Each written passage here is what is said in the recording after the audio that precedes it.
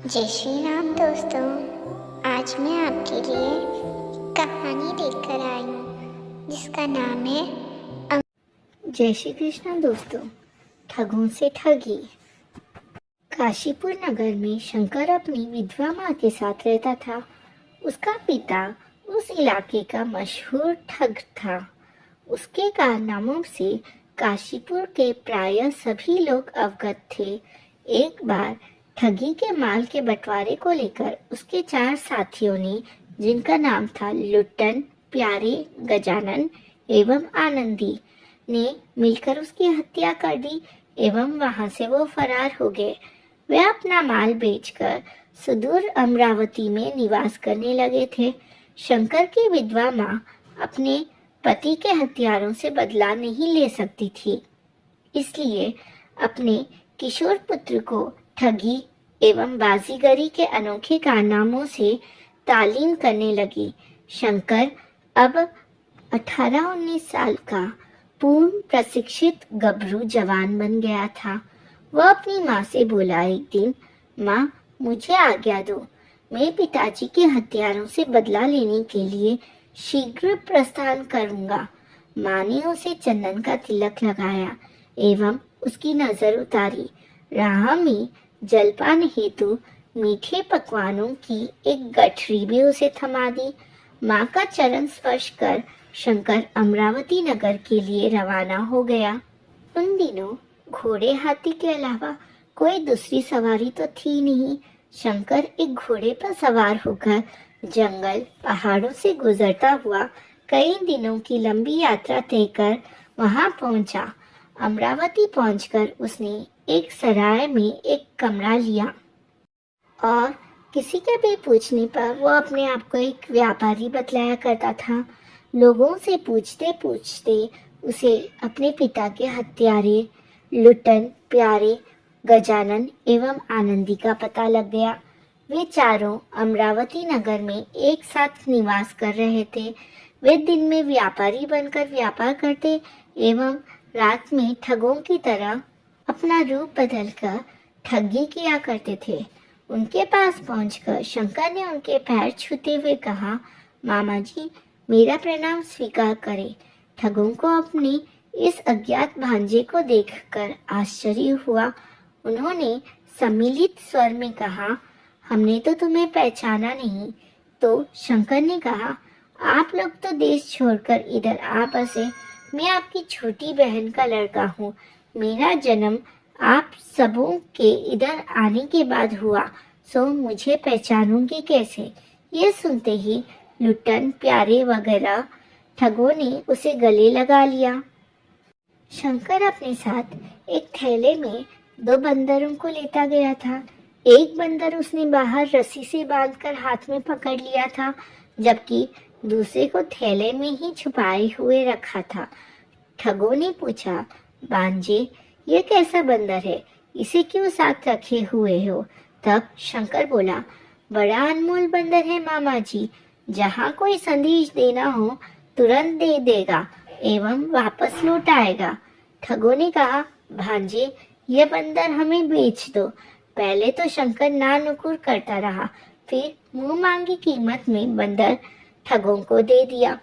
प्यारे ने उस बंदर से कहा, जाकर हमारे घर में कह देना मेहमान आए हैं, उनके लिए बढ़िया खाना बनाकर रखना, हम लोग शाम को घर लौटेंगे। यह कहकर उसने बंदर को छोड़ दिया। वो बंदर भला उनके घर क्यों जाता, वो तो सीधे मुक्त होकर जंगल की ओर भाग गया। कुछ देर बाद शंकर ने ठगों से निगाह बचाकर दूसरा बंदर थैले से निकाल दिया एवं बोला, लो मामा जी तुम्हारा दूत संदेश देकर लौट आया है, इसे पकड़ो। शाम को जब चारों शंकर के साथ घर लौटे तब उन्हें पता चला कि घर पर खाना नहीं बना था। ठगों ने अपनी पत्नियों को खूब फटकारा और कहा कि इस बंदर द्वारा हमने संदेश नहीं भेजा था क्या? पत्नियां बेचारी डरकर बोली, हो सकता है हम सब काम में व्यस्त थी, इसकी बात ना समझ पाई हो, हमें इस बार माफ कर दो। कुछ दिनों के बाद वे चारों शंकर के साथ नदी में मछली मारने के लिए गए। शंकर से एक छोटा सा डंडा निकाल कर कहा, मामा जी, यह जादुई डंडा है। यदि किसी कारण मैं बेहोश हो जाऊं तो मुझे इसे सूंघा देना, होश लौट आएगा। कुछ देर बाद वो बेहोश होने की नाटक कर मूर्छित हो गया। ठग ने उसे काफी हिलाया डुलाया एवं पानी के छींटे मुंह के ऊपर मारे, पर वो तो नाटक किए हुए था, सो उठता कैसे। तब ठगों ने उसके बताए हुए डंडे को आजमाया। डंडा नाक से लगते ही वो उठकर बैठ गया। अब ठगों ने सोचा, यह तो सबसे कमाल की चीज है। उन्होंने फिर मुंह मांगी कीमत देकर वह डंडा खरीद लिया। इस बार फिर ठगों ने नदी किनारे से दूसरे बंदर को घर पर खाना बनाने का संदेश देकर भेजा। यह दूसरा बंदर भी उनके हाथ से छूटते ही जंगल की ओर भाग गया। शाम को जब वे पांचों घर पहुंचे तब भोजन फिर नहीं मिला उन्हें। इस बार भूखे ठगों ने अपनी पत्नियों की अच्छी खासी ठुकाई की एवं उन्हें मार मार कर बेहोश कर दिया। जब हिलाने डुलाने से वे नहीं जागी तो उन्होंने शंकर से खरीदे गए जादुई डंडे को उनकी नाक से सूंघाया, पर वे तो ठगों की मार से परलोक सिधर चुकी थी, तो वो उठती कैसे। इधर शंकर मौका देखकर वहां से खिसक गया। अब ठगों को पता चला कि शंकर ने उन्हें खूब उल्लू बनाया है। वे उसे ढूंढने लगे। कई दिनों के प्रयास के बाद वो एक दिन शंकर को नदी के किनारे मिल गया। उन सब ने उसे पकड़ लिया एवं उसे एक बोरे में बंद करके नदी में फेंक आए। संयोगवश वो बोरा नदी किनारे जा लगा और एक नाविक ने उसे खोलकर शंकर की जान बचा ली। कुछ दिनों के बाद बाजार में जब शंकर की निगाहें उन चारों ठगों से मिली तो वे भूत भूत कहकर भागने लगे। इस पर शंकर बोला, मामा जी, मैं जिंदा हूँ। वह तो जादुई बोरा था, उसमें किसी को बंद कर नदी में डाल दो तब भी वो व्यक्ति डूबेगा नहीं। उन ठगों को उस बोरे के चमत्कार पर अब पूर्ण विश्वास हो गया। फिर भी इस बार उन्होंने उसकी तुरंत परीक्षा करनी चाहिए। शंकर को उसका दाम चुकाकर वे चारों एक साथ उस बोरे में बैठ गए। शंकर ने उसका मुंह बांधकर उसे नदी की तेज धारा में छोड़ दिया। बोरा नदी की तेज धारा में बह गया और चारों ठगों ने जल में समाधि ले ली। इस प्रकार अपने पिता के हत्यारों से बदला लेकर एक मोटी रकम के साथ शंकर काशीपुर लौट आया।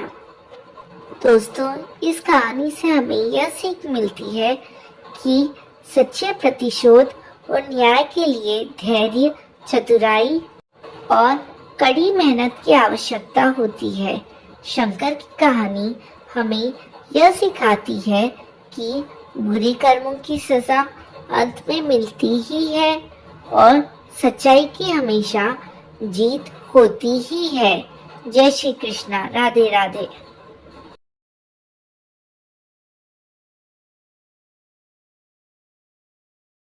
जय श्री कृष्णा दोस्तों। गडरिये की समझदारी।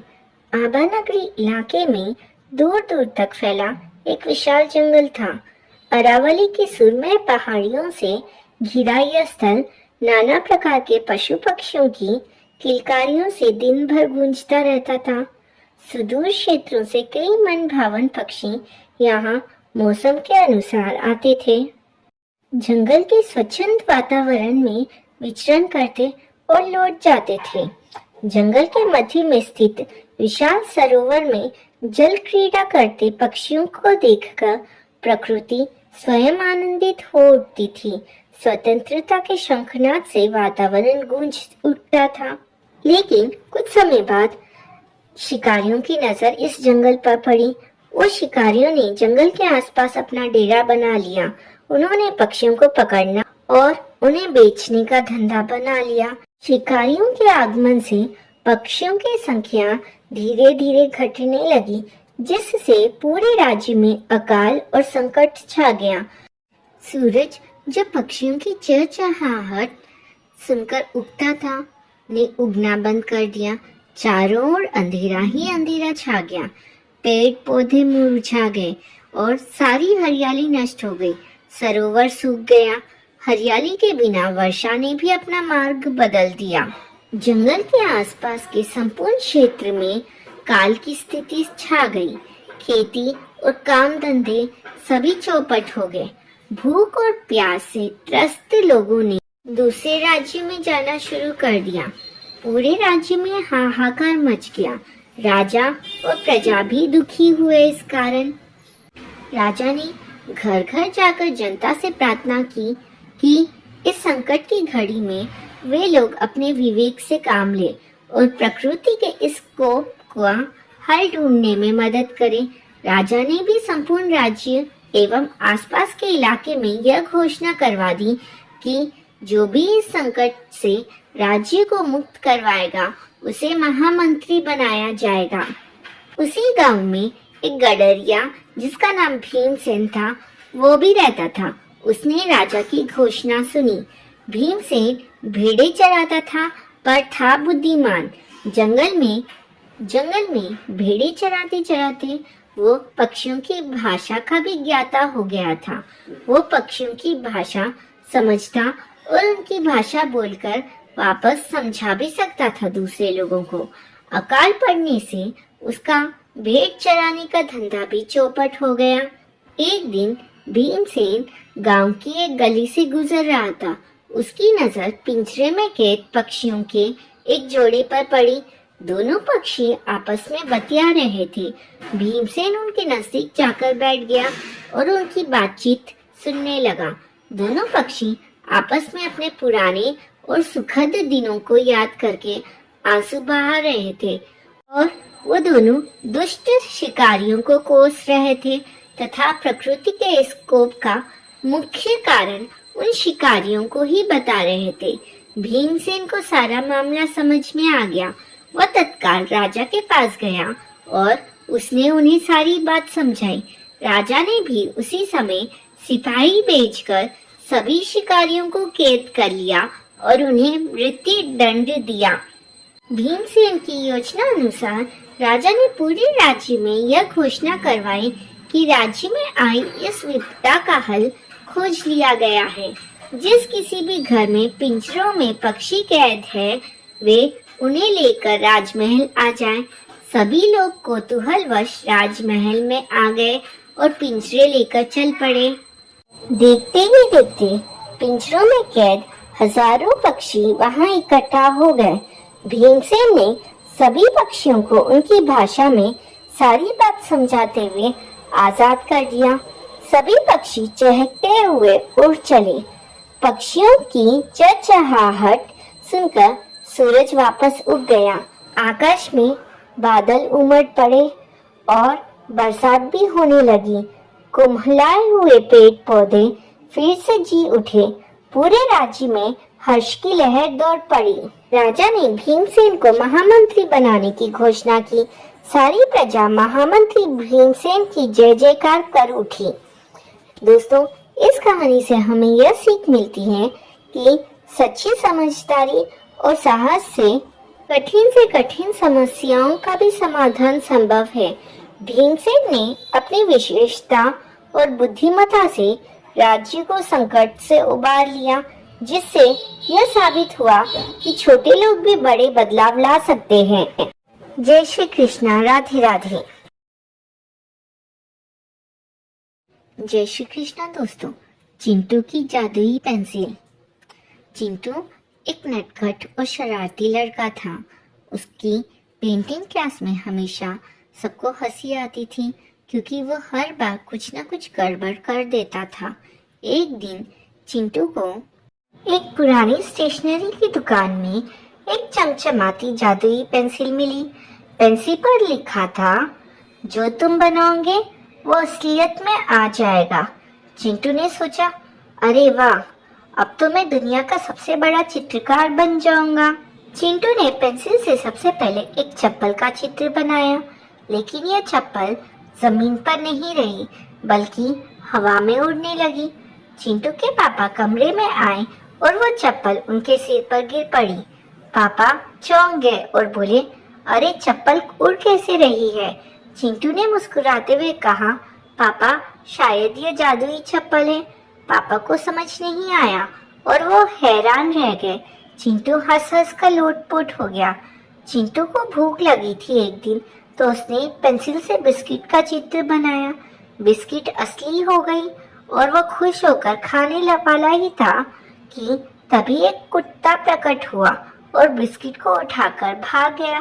चिंटू ने सोचा, यह क्या हुआ? बिस्किट तो मेरे लिए थी।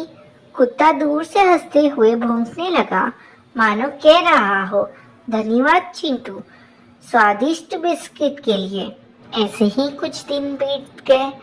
एक दिन चिंटू की मम्मी ने कहा, चिंटू मुझे एक कप चाय बना दो। लेकिन चिंटू तो आलसी था। उसने पेंसिल से एक चाय का कप बना दिया। कप अचानक उबलने लगा और चाय हर तरफ फैल गई। तभी चिंटू की मम्मी ने उसे डांटते हुए कहा, अरे ये क्या हो रहा है? चिंटू ने झट से कहा, मम्मी यह तो जादुई चाय है जो खुद ही तैयार हो जाती है। इस पर मम्मी नाराज होकर बोली, चिंटू मुझे तुम्हारी यही बात अच्छी नहीं दिखती। हर वक्त शरारत करते हो और ना जादू का डाल देते हो। अगले दिन चिंटू अपनी जादुई पेंसिल स्कूल ले गया। उसकी दोस्त पिंकी ने कहा, चिंटू मेरे लिए एक सुंदर तितली बना दो। चिंटू ने फटाफट तितली का चित्र बनाया, लेकिन तितली असली हो गई और सारे क्लासरूम में हंगामा मच गया, क्योंकि सारे बच्चे उस तितली को पकड़ने में लगे थे। जब टीचर ने ये सब देखा तो टीचर ने उसे बहुत गुस्सा किया और कहा, ये सब क्या हो रहा है? इस पर चिंटू ने मासूमियत से कहा, टीचर जी ये तो तितली ने खुद ही शरारत कर दी। टीचर ने चिंटू को पेंसिल देखी और समझ गई कि ये साधारण पेंसिल नहीं है। उन्होंने चिंटू से वो पेंसिल ली और कहा, चिंटू इस जादुई पेंसिल का इस्तेमाल तुमने शरारत करने के लिए किया है, इसलिए तुम्हारे सारे कामों में गड़बड़ हो रही है। अगर तुम इसका इस्तेमाल किसी अच्छे काम के लिए करोगे तो तुम्हारे सब काम अच्छे होंगे। ये बात चिंटू को समझ में आ गई। चिंटू को ये बात समझ में आ गई, इसलिए उसने अपनी टीचर से माफी मांगी और चिंटू ने सोचा कि अब वह अपनी जादुई पेंसिल से कुछ अच्छा बनाएगा। उसने एक सुंदर पेड़ का चित्र बनाया और पेड़ असली हो गया। उस पेड़ पर कई रंग बिरंगी चिड़ियां का आकार बैठ गई। बच्चों ने तालियां बजाई और चिंटू को कहा, तुमने इस बार बहुत अच्छा काम किया है। दोस्तों, इस कहानी से हमें यह सीख मिलती है कि जादू का इस्तेमाल सिर्फ शरारत करने के लिए नहीं, बल्कि दूसरों की मदद के लिए और खुशी लाने के लिए भी किया जा सकता है। अब चिंटू अपनी जादुई पेंसिल से मजेदार और सुंदर चित्र बनाता, जिससे सभी खुश हो जाते। जय श्री कृष्णा, राधे राधे। जय श्री कृष्णा दोस्तों। हाथी ने सिखाया शेर को सबक। एक समय की बात है, एक घने जंगल में अनेक जानवर रहते थे। इस जंगल का राजा एक शक्तिशाली शेर था। सभी जानवर उस शेर से डरते थे, क्योंकि शेर बहुत ताकतवर और अहंकारी था। शेर को अपनी ताकत पर बहुत अहंकार था। वो हमेशा जंगल के बाकी जानवरों को छोटा समझता था और उन्हें डराता रहता था। कई जानवर शेर के सामने नहीं बोल पाते थे। एक दिन शेर ने ऐलान किया, मैं जंगल का सबसे ताकतवर जानवर हूँ और कोई भी मुझसे मुकाबला नहीं कर सकता। जंगल में एक बड़ा और एक बुद्धिमान हाथी भी रहता था। हाथी शांति से रहता था और सभी जानवरों के साथ मित्रता से पेश आता था। लेकिन जब उसने शेर की दादागिरी देखी तो उसे बहुत बुरा लगा। हाथी ने सोचा कि उसे शेर को उसकी गलती का एहसास कराना चाहिए। हाथी ने शेर के पास जाकर कहा, शेर राजा, क्या तुम सच में सबसे ताकतवर हो? शेर ने गर्व से कहा, हाँ, मैं सबसे ज्यादा ताकतवर हूँ। हाथी ने शेर को चुनौती दी, अगर तुम सबसे ज्यादा ताकतवर हो तो आओ मुझसे मुकाबला करो। शेर ने हाथी की चुनौती स्वीकार कर ली और दोनों ने मुकाबला शुरू कर दिया। शेर ने अपनी पूरी ताकत लगाई, लेकिन हाथी की ताकत के सामने वो टिक नहीं पाया और हाथी ने उस शेर को हरा दिया। अब शेर को अपनी गलती का एहसास हुआ और उसने हाथी से माफी मांगी। हाथी ने शेर को समझाया, ताकतवर होने का मतलब यह नहीं है कि हम दूसरों को छोटा समझे और उन्हें डराए। सच्ची ताकत वही है जो सभी के साथ मिलकर चलती है और सबकी मदद करती है। उस दिन से शेर ने अपने अहंकार को छोड़ दिया और सभी जानवरों के साथ मिलकर रहना शुरू कर दिया। जंगल में शांति और प्यार का माहौल बन गया। इस घटना ने जंगल के जानवरों को एक महत्वपूर्ण सबक सिखाया कि सच्ची ताकत वह है जो दूसरों की मदद और साथ में चलने में होती है। दोस्तों, इस कहानी से हमें यह सीख मिलती है कि अहंकार हमेशा विनाश की ओर ले जाता है, जबकि मित्रता और सहयोग से हम सब मिलकर सुखी रह सकते हैं। जय श्री कृष्णा। राधे राधे। जय श्री कृष्ण दोस्तों। गहरे जंगल का जादू। गहरे जंगल का जादू एक नई दोस्ती की कहानी है। कैसे चार दोस्तों ने मिलकर अपने जंगल को खतरे से बचाया और सच्ची दोस्ती की महानता को समझाया। यह कहानी बच्चों को मनोरंजन के साथ साथ महत्वपूर्ण पाठ भी सिखाएगी। एक जंगल में एक चतुर और नटखट खरगोश रहता था। उसका नाम चीकू था। वह हमेशा नई खोजों में रहता था। उसका मन जंगल की हर जगह घूमने में लगता था। एक दिन जब चीकू जंगल में घूम रहा था, उसने सुनी कुछ अनोखी आवाजें। उत्सुकता से वह आवाज की ओर बढ़ा। चीकू ने कहा, यहाँ कौन है? इतनी मजेदार आवाजें आ रही है। जैसे ही वो आवाज के पास पहुंचा, उसने देखा सोमू नाम का एक बड़ा मगरमच्छ एक पेड़ के नीचे लेटा हुआ था। वो कुछ परेशान लग रहा था। चीकू ने कहा, सोमू तुम क्यों परेशान हो? तब सोमू ने कहा, मैं अपने दोस्तों के साथ खेलने का इंतजार कर रहा हूँ, लेकिन कोई नहीं आया। इस पर चीकू हंसते हुए कहता है, तुम अकेले क्यों हो? चलो हम मिलकर खेलते हैं। तब सोमू को चीकू की बात पसंद आई और उसने हंसते हुए कहा, चलो देखते हैं हम क्या कर सकते हैं। जैसे ही चीकू और सोमू ने मिलकर खेलने का फैसला किया, जंगल में एक नया मजेदार खेल शुरू हुआ। दोनों ने मिलकर खेलते हुए कई अन्य जानवरों को भी शामिल किया, जैसे कि गोलू जो हमेशा हंसमुख रहता था और चिंकी जो नटखट गिलहरी थी। गोलू ने कहा, क्या तुम सब मिलकर खेलेंगे? यह बहुत मजेदार होगा। तब चिंकी ने कहा, हाँ, हम सब मिलकर एक नई टीम बनाएंगे। सबने मिलकर एक मजेदार खेल बनाने का फैसला किया, जिसमें सोमू को पानी के किनारे से खेलने का काम दिया गया। लेकिन सोमू को पानी में जाने से डर लग रहा था। तभी चीकू कहता है, डरो मत सोमू, हम सब तुम्हारे साथ हैं। और अब खेल शुरू हो जाता है। चीकू ने गेंद को लाने का काम किया। गोलू ने अपनी ताकत दिखाते हुए गेंद को पानी में फेंका और चिंकी ने हवा में उछालकर सबको उत्साहित किया। लेकिन खेल के दौरान अचानक एक संकट आ गया। जंगल में एक खतरनाक शिकारी आ गया, जिसने सभी जानवरों को डराया।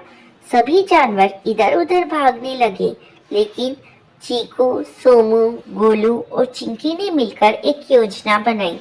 चिंकी ने कहा, हमें एकजुट होना होगा, हमें अपने दोस्तों को बचाना है। तभी चीकू कहता है, सोमू तुम अपनी ताकत दिखाओ और शिकारी को डराओ। सोमू ने अपनी पूरी ताकत लगाई और मगरमच्छ की तरह गरजते हुए शिकारी की ओर बढ़ा।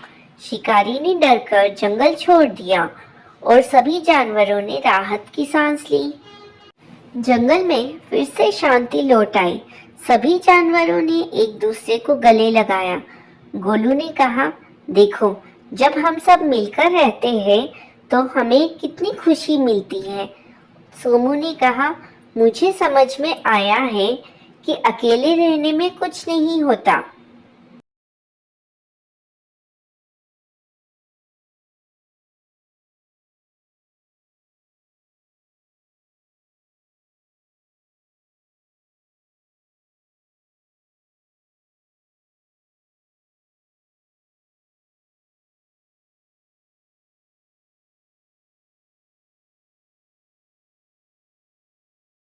नंदनवन में कालू नाम का एक भालू रहता था।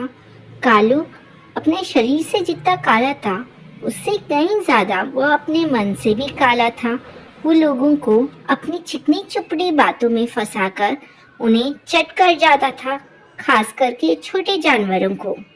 उसी जंगल में मोटू और छोटू नाम के दो खरगोश भी रहते थे। देखने में वे जितने छोटे थे, अकल में उतने ही अधिक बुद्धिमान थे। उन दोनों में दोस्ती भी खूब थी। दिन भर दोनों मिलकर उछल कूद मचाते और खेलते रहते थे। वो दोनों एक दिन बात कर रहे थे। बातों ही बातों में कालू भालू का जिक्र आया। तब छोटू खरगोश ने कहा, सच में कालू भालू कितना बदमाश है। वो कितना मासूम लोगों का फायदा उठाकर उन्हें चट कर जाता है, खास करके छोटे जानवरों को। और जब हमें पता है कि वो ऐसा है, तो फिर भी हम क्यों उसकी चिकनी चुपड़ी बातों में आ जाते हैं। हमें उस कालू भालू को सबक सिखाना चाहिए। यह सुनकर मोटू खरगोश ने कहा, सच कहा तुमने, हम उसे सबक सिखाएंगे। और उन दोनों ने एक योजना बनाई। कुछ दिनों बाद जब वो एक पेड़ के नीचे विश्राम कर रहे थे, उन्होंने कालू भालू को आते हुए देखा। उन्होंने सोचा कि अगर हम भागने की कोशिश करेंगे तो कालू भालू उन्हें अपने पंजों में दबोचकर खा जाएगा। इससे अच्छा है वो उन्हें अपनी योजना अनुसार बात करके उसके जाल में फंसा ले। तभी छोटू खरगोश ने कहा, अरे कालू भैया, कैसे हो? तुम यहाँ क्या कर रहे हो? विचित्र जीव देखने नहीं गए? विचित्र जीव? कालू ने आश्चर्य से पूछा। हाँ कालू भैया, विचित्र जीव, आपने उस बारे में नहीं सुना? तो ठीक है, हम बताते हैं। यहाँ बाजू जंगल के पास वाली गुफा में एक विचित्र जीव आया है। सभी जानवर उसे देखने गए हैं। वो जानवर बड़ा ही विचित्र है। उसका सिर शेर जैसा है और पूरा शरीर सांप जैसा है। सभी जानवर वहाँ उस विचित्र जीव को देखने जा रहे हैं। आप भी जाइए। लेकिन हाँ कालू भैया, उसका सिर शेर जैसा है, उसे देखकर डर मत जाना। यह सुनकर कालू भालू अकड़ते हुए बोला, उसका सिर ही शेर जैसा है, अगर असली शेर भी आ गया तो मैं उससे नहीं डरता, कहकर वो वहां से चल दिया। कालू भालू सारे रास्ते उस विचित्र जीव के बारे में ही सोचता रहा। वो छोटू और मोटू खरगोश की बातों में आ गया। उसे जरा सी भी भनक नहीं हुई कि छोटू और मोटू खरगोश उसे अपने जाल में फांस रहे हैं। वो उस विचित्र जीव को देखने के लिए जंगल के पास वाली गुफा की तरफ तेजी से दौड़ रहा था। छोटू और मोटू खरगोश भी कालू भालू का छुपकर से पीछा कर रहे थे। उन्होंने कालू भालू से झूठ कहा। दरअसल कुछ दिन पहले ही उस जंगल के पास वाली गुफा में एक शेर रहने आया था, जिस बात का पता कालू भालू को नहीं था। कालू भालू उस जंगल के पास वाली गुफा के पास पहुंचा और जैसे ही उसने अपना सिर डालकर देखा तो उसे शेर नजर आया। वो सोचने लगा कि वाकई इसका सिर तो शेर जैसा है, आगे चलकर देखूंगा तो उसका शरीर भी है ना सांप जैसा दिखेगा मुझे। ये सोचकर वो गुफा के अंदर चला गया। लेकिन कुछ देर बाद कालू भालू की बाहर निकलते हुए आवाज आने लगी। कालू भालू उस गुफा से किसी तरह अपनी जान बचाकर बाहर निकला और वो दौड़ते हुए जा रहा था। यह देखकर छोटू और मोटू खरगोश उस पर हंसे और कहने लगे, क्यों कालू भैया, अब आया ना मजा? आप कैसे हमेशा अपने स्वार्थ के लिए हम जैसे छोटे जानवरों को अपनी प्यारी प्यारी बातों में फंसाकर चट कर जाते थे। इसलिए हमने आपको सबक सिखाने के लिए ये सब किया है। कालू भालू के शरीर पर कई जगह चोट लगी थी। उसने छोटू और मोटू खरगोश से अपने किए के लिए माफी मांगी और कहा कि अगली बार से वो ऐसा नहीं करेगा। और वो धीरे धीरे लंगड़ता हुआ अपने घर की ओर चल दिया।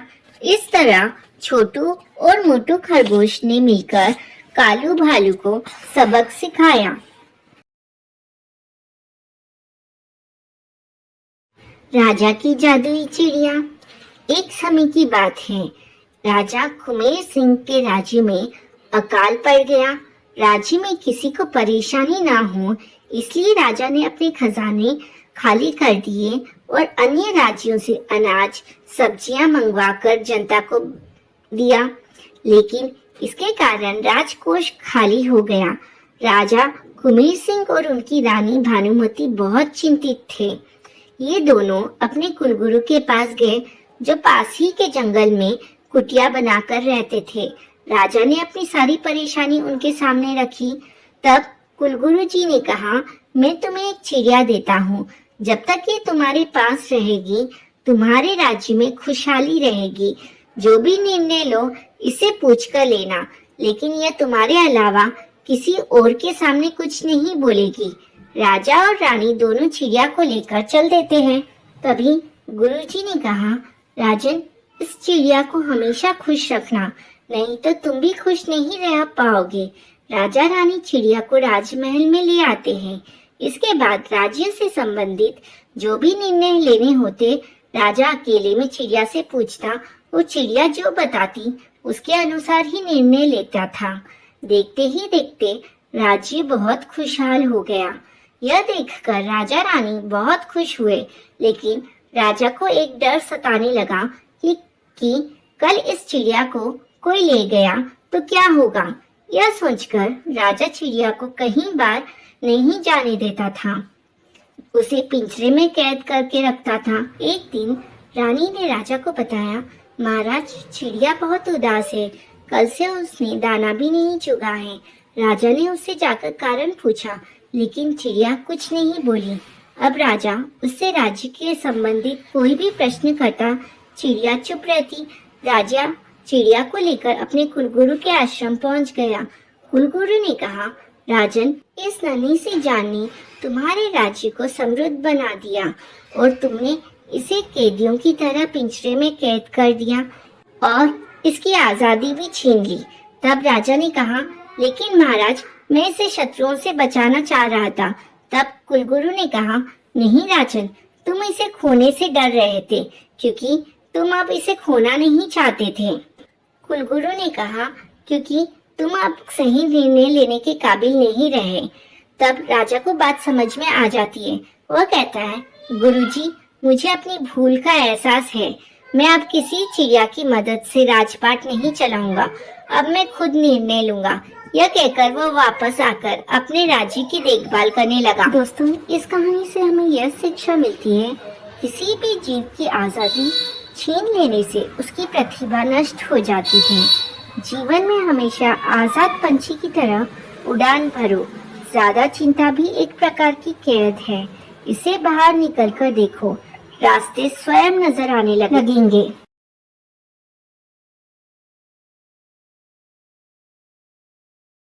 मूर्ख राजा।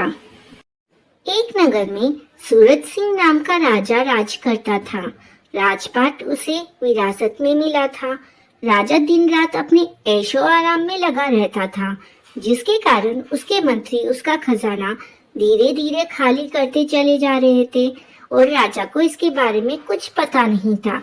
राजा के एक पिता के पुराने रसोइये पांडुरंग, जो बहुत ईमानदार थे, वे इस बात से बहुत दुखी थे कि कैसे इस नगर को बर्बाद होने से बचाया जाए। वो दिन रात यही सोचते रहते थे। एक दिन वे अपने घर पर इसी बात पर चिंता कर रहे थे। तभी उनकी बेटी, जिसका नाम सुलक्ष्मी था, वो अपने पिता की परेशानी पूछ बैठी। पांडुरंग ने पूरी बात अपनी बेटी को बता दी। सुलक्ष्मी ने अपने पिता को एक उपाय बताया, जिसे सुनकर पांडुरंग बहुत खुश हुए। अगले दिन वे राजा सूरज सिंह के सामने गए और उनसे कहा, महाराज, आज आपके लिए जो खाना बनने वाला है, उसमें किसी प्रकार की कोई भी मसाले नहीं होंगे। राजा को चटपटा खाना बहुत पसंद था। उसने कहा, पांडुरंग, हमारे पिता के पुराने रसोइये हो तुम, इसलिए हम आपकी बहुत इज्जत करते हैं, लेकिन इसका यह मतलब नहीं कि आप कुछ कहेंगे आपसे नहीं बन सकता है तो हम कोई दूसरा रसोइया नियुक्त करेंगे, आप जा सकते हैं। तब पांडुरंग ने कहा, ठीक है महाराज, लेकिन मैंने ऐसा क्यों कहा, इसका कारण तो जान लीजिए। कारण यह है कि आपके राज्य में कोई भी किसान मसाले की खेती नहीं कर रहा है, क्योंकि फसल लगाने का खर्च ज्यादा आता है और मसाले बिकते नहीं हैं, जिसके कारण है मसालों का महंगा होना। राजा ने कहा, लेकिन ऐसा क्यों? पांडुरंग ने जवाब दिया, महाराज, आपका आधा खजाना खाली हो चुका है। राजमहल के सभी दरबारी उसे खाली कर रहे हैं। आपका पूरा खजाना खाली होने में बहुत कम वक्त बचा है। अभी तो मसाले बंद हो गए हैं, आगे खाना भी बंद हो जाएगा। राजा को अकल आ गई। उसने कहा, पांडुरंग जी, आज से आप मेरे महामंत्री और कोषाध्यक्ष हैं और आप इन सभी मंत्रियों को फांसी पर लटका दीजिए। यह सुनकर सभी मंत्री राजा से माफी मांगने लगे। तब पांडुरंग ने कहा, महाराज, इन्हें एक मौका दीजिए, ये अपना काम सही से करेंगे, नहीं तो इन्हें फिर सजा मिलेगी। राजा ने पांडुरंग को अपना सारा कार्यभार संभलवा दिया। पांडुरंग ने सारी व्यवस्था ठीक करके 1 वर्ष में खजाना जितना था उतना पूरा भर दिया और जनता के हित में काम किए, जिससे जनता का विश्वास राजा के प्रति बढ़ गया। दोस्तों, इस कहानी से हमें यह शिक्षा मिलती है, एक समझदार व्यक्ति सभी को संकट से निकाल सकता है, जैसे एक रस्सी कुएं में गिरे व्यक्ति को निकाल लेती है। सच्चा हिरन। एक जंगल में एक हिरन बचपन में ही अपने माँ बाप से बिछड़ जाता है। वह एक पेड़ के पास हरी घास खा रहा था। तभी उसे एक शेर दिखाई देता है। वो डर जाता है। शेर उससे कहता है, तेरे बाकी साथी कहाँ हैं? और तू तो बहुत बहादुर लगता है, तो मुझे देखकर भी नहीं भागा तू? इस पर हिरन उससे कहता है, मैं अपने झुंड से बिछड़ गया हूँ। आप मुझे खा लोगे तो आपका पेट कहाँ भर पाएगा। आप मुझे अपने बुढ़ापे के लिए अपने साथ रख लो। जब आप बूढ़े हो जाओगे, आप शिकार न कर सकोगे, तब आप मुझे खा लेना। मैं जब तक इतना बड़ा हो जाऊंगा कि आपकी काफी दिन की भूख मिटा पाऊंगा। तब शेर कहता है, लेकिन तब तो तू आसानी से भाग जाएगा। हिरन कहता है, नहीं महाराज, आप मुझ पर विश्वास करें, मैं कभी झूठ नहीं बोलता। शेर को उसकी बात समझ आ जाती है। वो उसे अपने घर ले आता है, उसके लिए हरी घास का इंतजाम करता है। वहाँ रहते रहते वो शेर की सेवा करने लगता है। शेर की गुफा को भी साफ रखता है। धीरे धीरे शेर बूढ़ा हो जाता है और हिरन खा पीकर दुगना हो जाता है। एक दिन जब शेर शिकार पर नहीं जा पाता, तब हिरन उससे कहता है, अब आप मुझे खा लो। यह सुनकर शेर रोने लगता है और कहता है, तुझे मेरी गुफा में कई वर्ष हो गए, इतना तो कोई अपना बेटा भी साथ नहीं देता है जितना तूने दिया है। अब मैं तुझे नहीं खा सकता, क्योंकि मैंने तुझे अपना बेटा मान लिया है।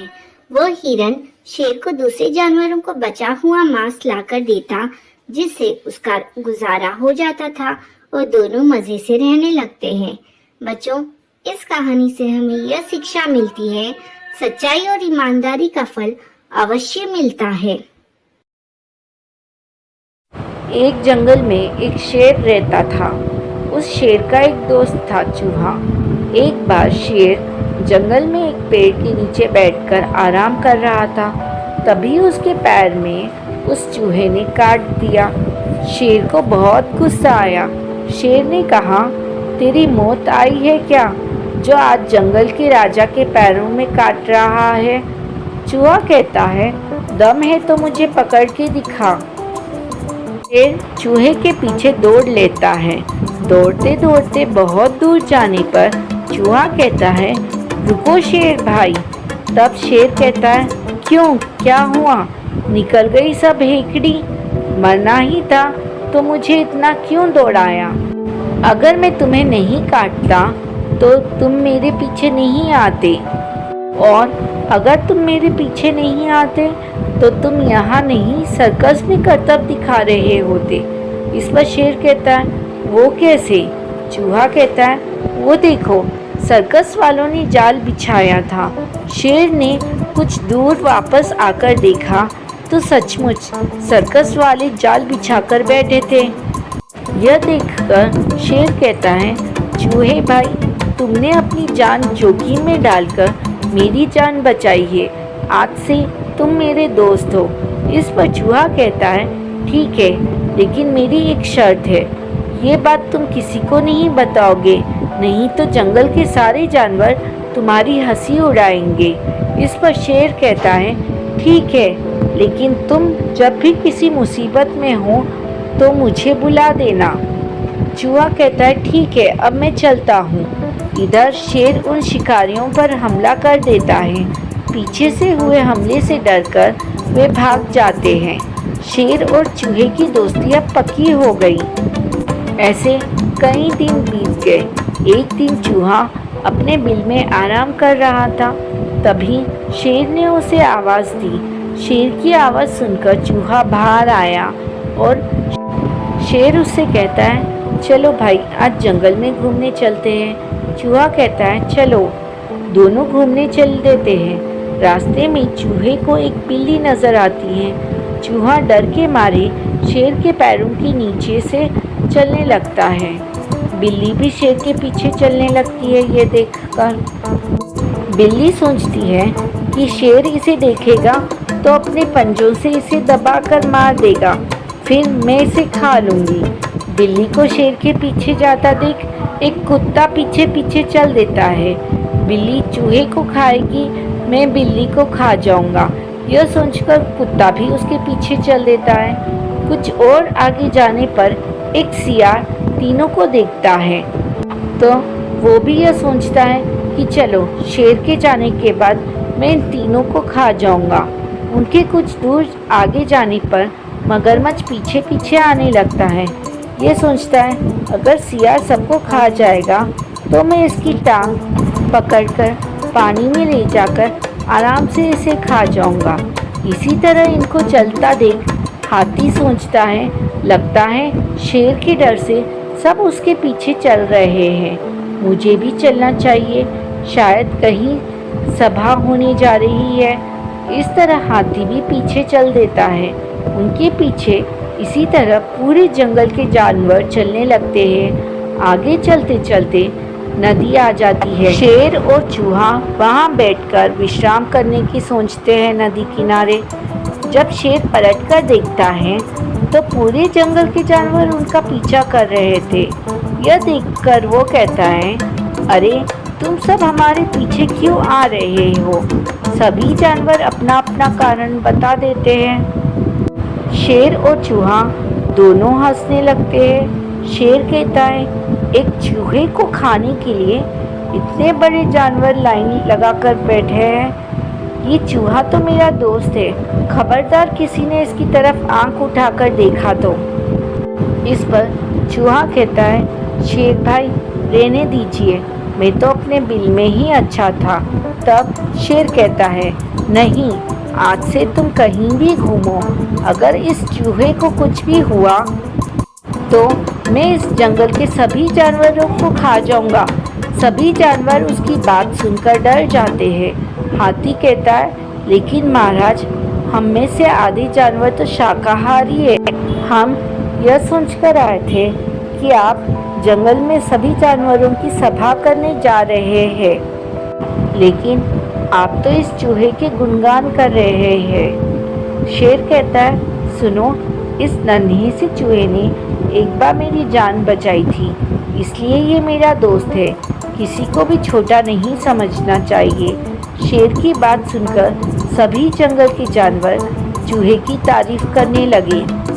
इसके बाद सभी जानवरों ने मिलकर यह फैसला किया कि आज से हम सब इकट्ठे एक दूसरे की मदद करेंगे और कोई भी किसी को भी नुकसान नहीं पहुंचाएगा।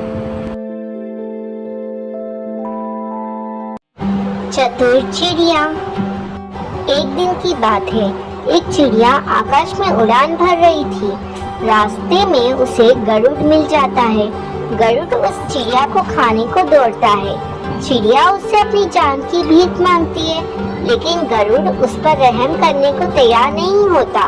तब चिड़िया उसे बताती है कि मेरे छोटे छोटे बच्चे हैं और उनके लालन पालन के लिए मेरा जीवित रहना जरूरी है। तब गरुड़ इस चिड़िया के सामने एक शर्त रखता है कि मेरे साथ दौड़ लगाओ और अगर तुमने मुझे हरा दिया तो मैं तुम्हारी जान बख्श दूंगा और तुम्हें यहाँ से जाने दूंगा। गरुड़ इस बात को जानता था कि चिड़िया का उसे दौड़ में हराना असंभव है, इसलिए उसके सामने इतनी कठिन शर्त रख देता है।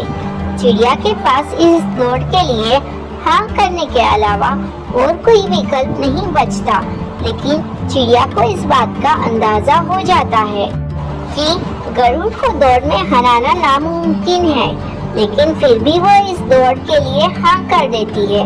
पर वो गरुड़ से कहती है कि जब तक ये दौड़ खत्म नहीं होता वो उसे नहीं मारेगा। गरुड़ इस बात पर राजी हो जाता है। दौड़ शुरू होती है। चिड़िया फट से जाकर गरुड़ के सिर पर बैठ जाती है और जैसे ही गरुड़ दौड़ के आखिरी स्थान पर पहुंचता है, चिड़िया फट से उड़कर लाइन को पार कर लेती है और जीत जाती है। गरुड़ उसकी चतुराई से बहुत प्रसन्न होता है और उसको जिंदा छोड़ देता है। चिड़िया तुरंत ही वहां से उड़ जाती है और अपने रास्ते चल देती है।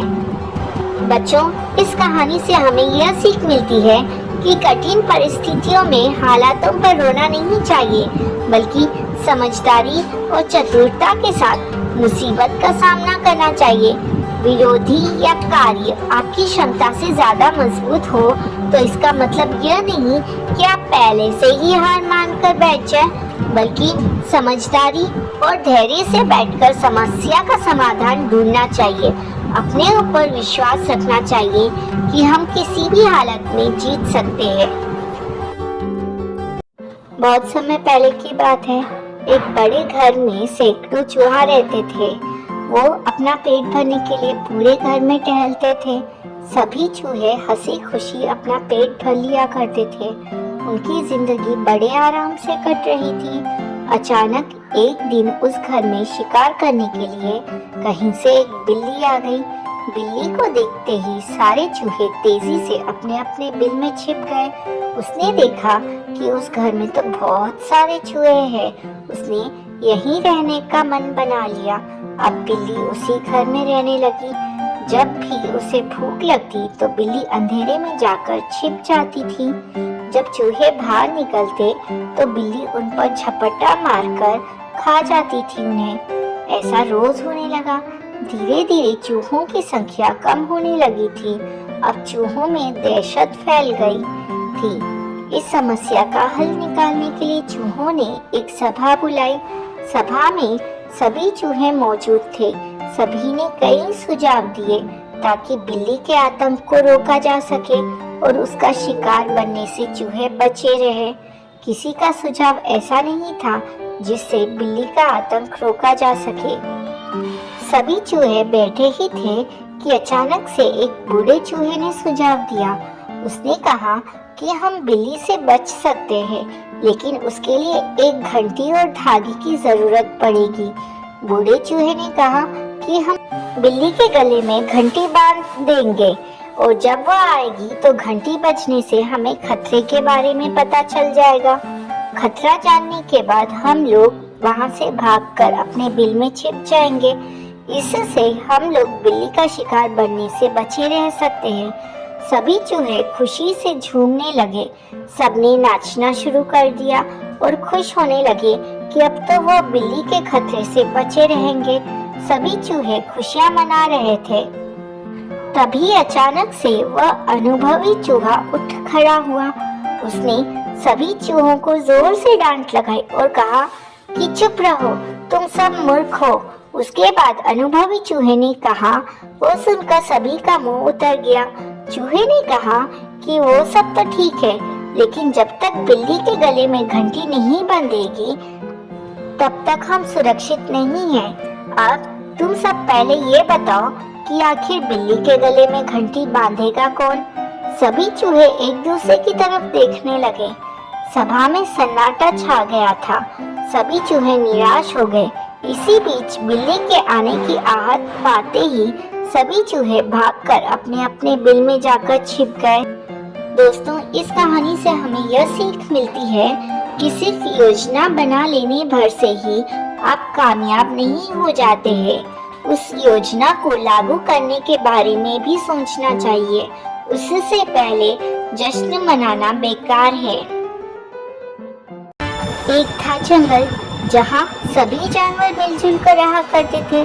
सभी जानवर जंगल के नियम का पालन करते थे और हर त्योहार साथ में मनाते थे। उन्हीं जानवरों में चीनी और मिनी नाम की दो बिल्लियां भी थी। वे दोनों बहुत अच्छी सहेलियां थी और एक दूसरे के साथ कभी नहीं छोड़ती थी।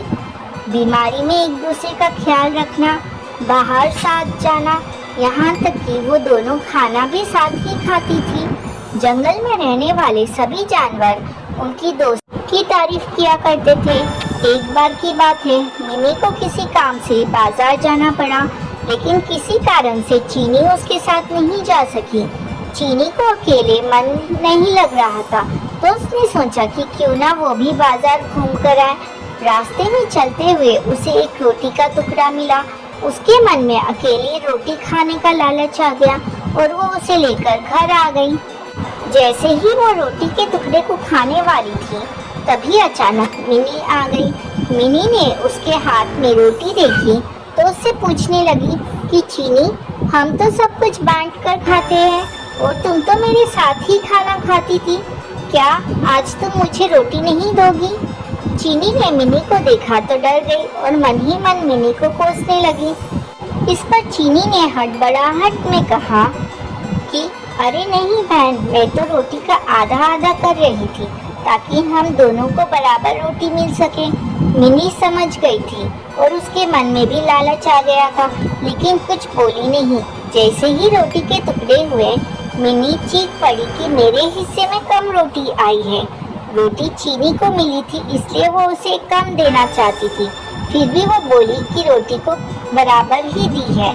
इस बात को लेकर दोनों में झगड़ा हो गया और धीरे धीरे ये बात पूरे जंगल में फैल गई। सभी जानवर उन दोनों को लड़ते हुए देख रहे थे। उसी समय वहाँ एक बंदर आया और उसने कहा कि मैं दोनों के बीच में बराबर रोटी बांट दूंगा। सभी जानवर बंदर की हाँ में हाँ मिलाने लगे। ना चाहते हुए भी दोनों ने बंदर को रोटी दे दी। बंदर कहीं से तराजू ले आया और दोनों ओर रोटी के टुकड़े रख दिए। जिस तरफ वजन ज्यादा होता वो उस तरफ की थोड़ी सी रोटी यह बोलकर खा लेता कि इस रोटी को दूसरी तरफ रखी रोटी के वजन के बराबर कर रहा हूँ। वो जानबूझकर ज्यादा रोटी का टुकड़ा खा लेता, जिससे दूसरी तरफ की रोटी वजन में ज्यादा हो जाती। ऐसा करने से दोनों ओर रोटी के बहुत छोटे छोटे टुकड़े बचे।